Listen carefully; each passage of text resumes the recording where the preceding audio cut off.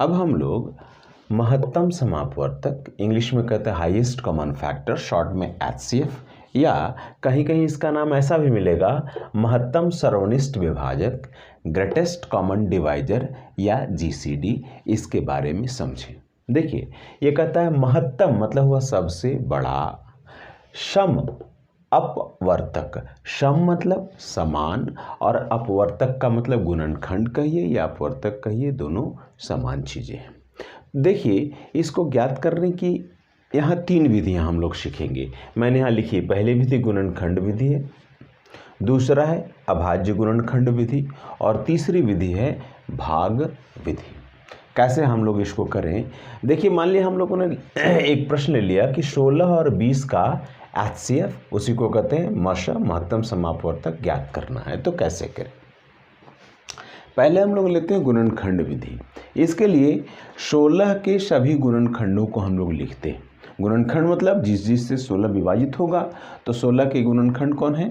1, 2, 4, 8 और 16। उसी तरह से 20 के गुणनखंड लें। हम जान रहे हैं 20 1 से विभाजित होगा, 2 से होगा, 4, 5, 10 और 20। तो ये 16 के और ये 20 के गुणनखंड हो गए, मतलब अपवर्तक हो गए।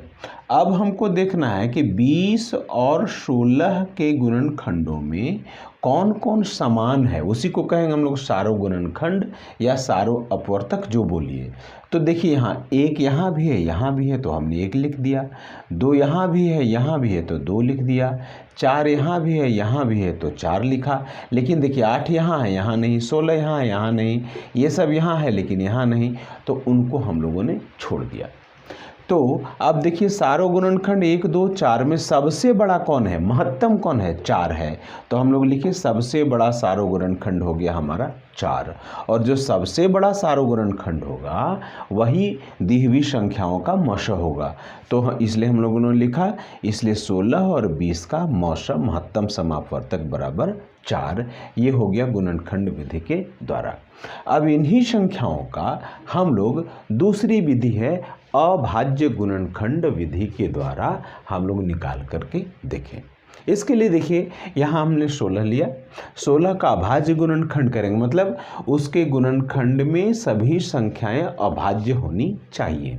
जैसे देखिए, हमने 2 से किया, 16 में भाग दिया, 2 8 16। उसी तरह फिर 8 को 2 से दिया, 2 चौके 8। फिर 4 में 2 से दिया, 2 दूनी 4। अब यहाँ अभाज्य संख्या आ गई तो हम छोड़ दिए उसको। तो 16 का अभाज्य गुणनखंड कितना हो जाएगा भाई? 2 गुने 2 गुने 2 गुने 2। इन सब को हम लोग गुना करेंगे तो 16 आ गया। 2 दूनी 4 दूनी 8 दूनी 16। उसी तरह 20 से का देखिए, 20 को डिवाइड करेंगे, 2 1 2 0, 10 हो गया। फिर 2 से 10 में 5 हो गया, तो 20 का अभाज्य गुणनखंड हो गया 2 गुने 2 गुने 5।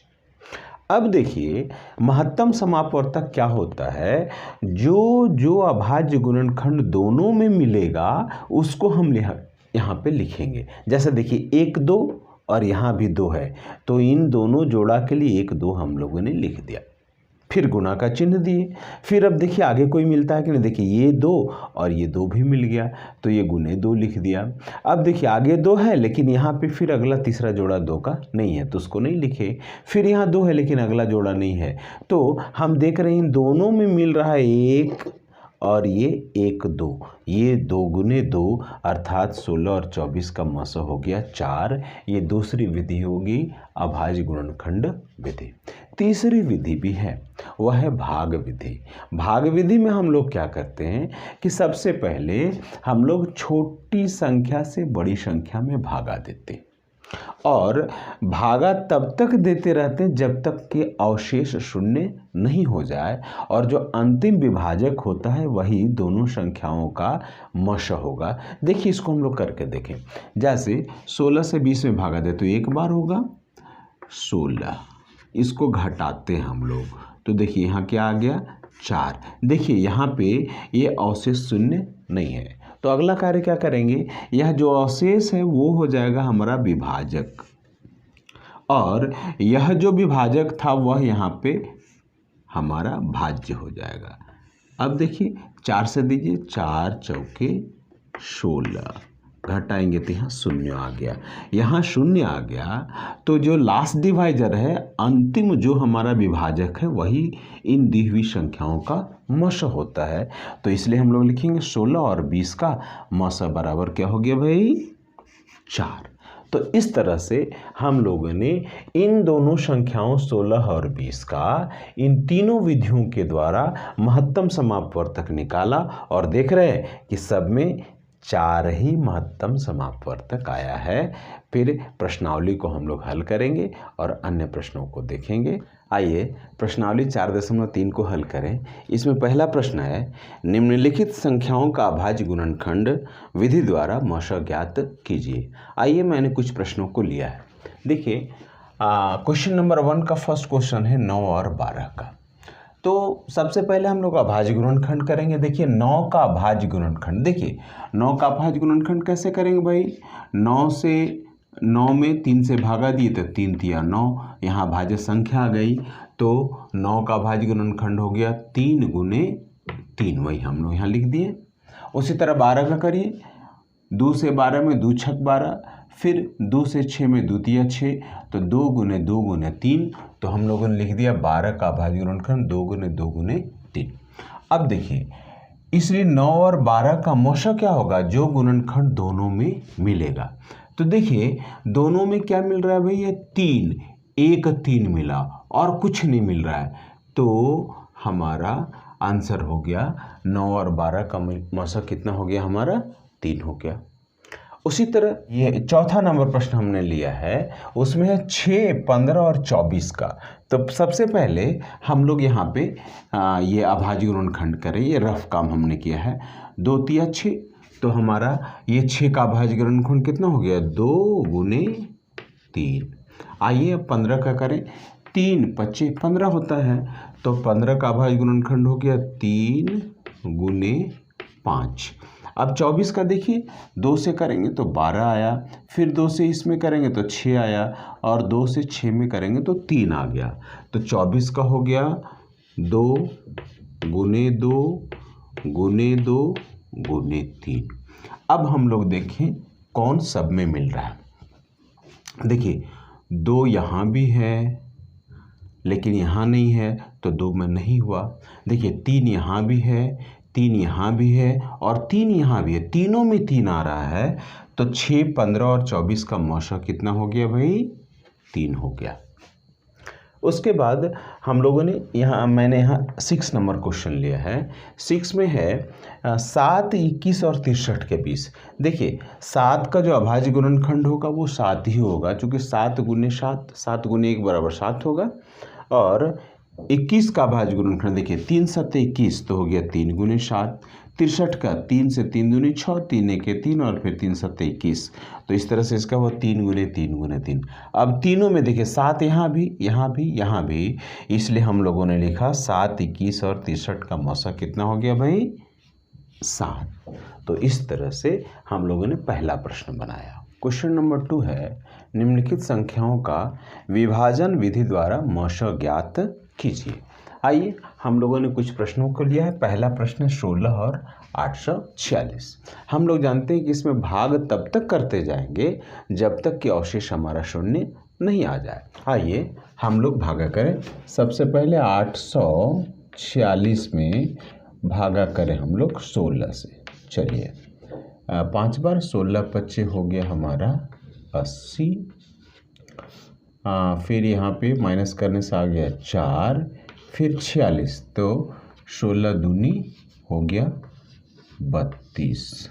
आइए कितना बचा भाई, यहाँ हो गया 4 और यहाँ 1, 14 बच गया। देखिए शून्य नहीं आया, तो अब ये हो जाएगा विभाजक और ये विभाज्य हो जाएगा। यहाँ आ गया 16, तो आइए एक बार ये हो गया 14। अब आ गया यहाँ फिर 2, तो अब ये हो जाएगा हमारा विभाज्य 14, तो 2 सत्ते 14। देखिए यहाँ शून्य आ गया। जैसे ही शून्य आ गया तो ये जो लास्ट विभाजक है वही हमारा हो जाता है मौसा। तो लिख देंगे इसलिए 16 और 846 का मोह 100 बराबर 2। अब आइए यहाँ 11 और 57 है। आइए 57 में को भाग करें हम लोग 11 से कर रहे हैं। 5 बार 11 पच्चे 55 हो गया। घटाइए, यहाँ कितना आ गया हमारा 2। अब 2 से फिर इसको हम लोग विभाजित करेंगे 11 को, तो 2 पच्चे हमारा हो गया 10। अब अवशेष क्या आया 1।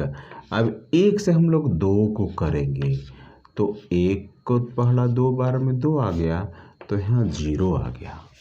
तो मशा हमारा कौन सा हुआ 1, इसलिए लिखेंगे 11 तथा 57 का मोह 100 बराबर 1 है। अब आके यहाँ देखा जाए 15, 47 और 85 तीन संख्या है। सबसे पहले इन दोनों का निकालेंगे, फिर इन दोनों का जो मौसा होगा उसके और 85 के बीच में। तो आइए शुरू करते हैं। पहले 15 से 47 को विभाजित करें।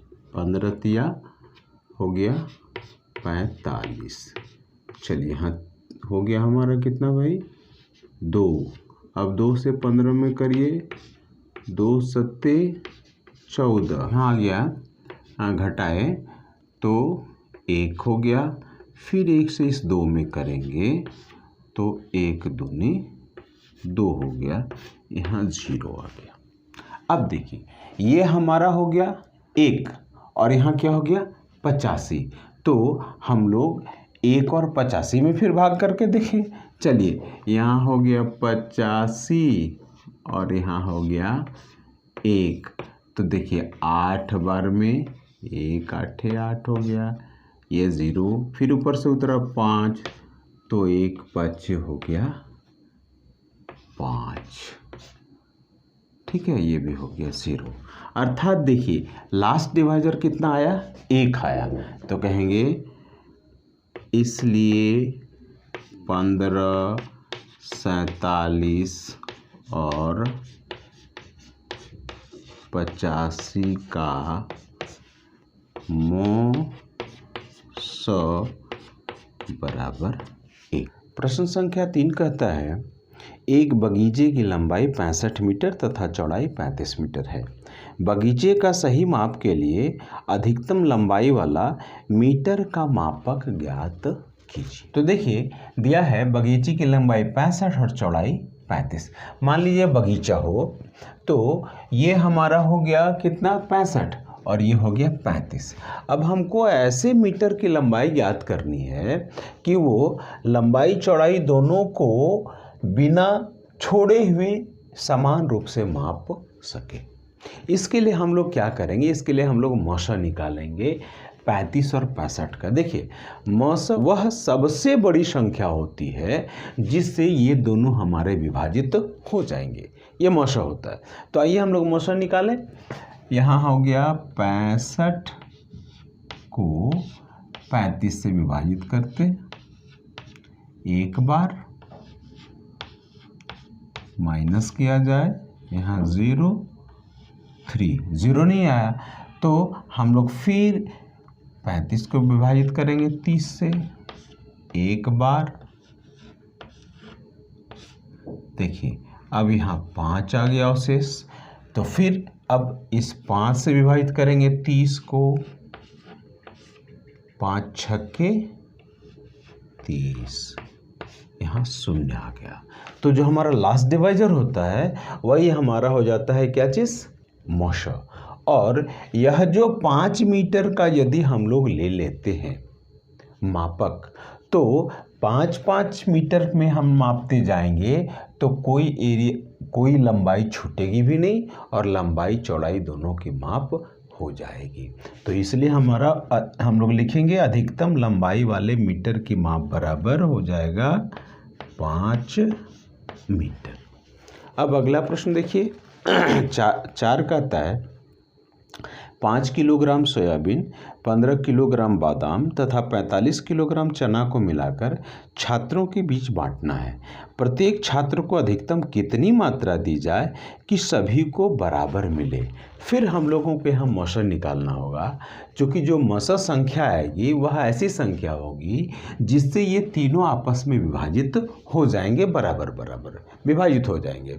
तो इसके लिए हम लोग मौसा निकालें। तो देखिए सबसे पहले 5 और 15 का निकालें। तो यहाँ 15 कर दिए और यहाँ 5 से 5 तिया 15, यहाँ 0 आ गया। इसका मतलब ये दोनों का मौसा हो गया 5। तो अब 5 और 45 के बीच करते हैं। 45 को करते हैं 5 से भाई, तो 9 बार 5 9 हो गया 45। यहाँ ये भी 0 आ गया।